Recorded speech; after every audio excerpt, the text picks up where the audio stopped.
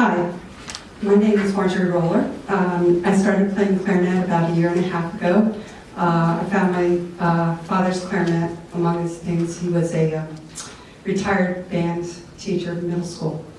And I've been playing with Encore. I started last summer, and I'm really loving it. And thanks, Dad. So our next piece is called The Blue Tail Fly. It was number 1 on your list. It's arranged by Albert Davis. The blue tail fly, in short, is a horsefly, and not too exciting, but here's where it gets interesting.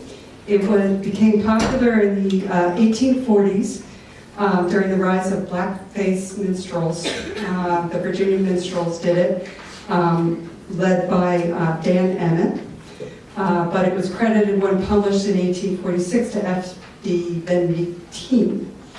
It regained popularity in the 1940s as a folk song, and then as a children's song.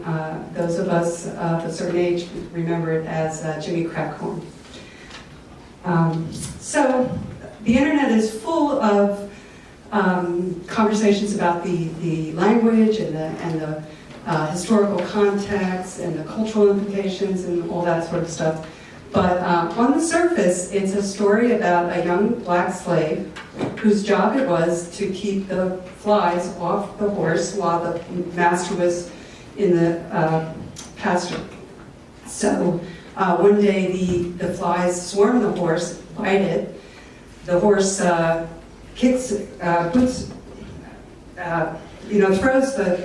the master. He lands in a ditch. He dies. There's a trial, and the jury acquits the young slave and says the blame lays squarely with the blue tail fly. So I hope you enjoy.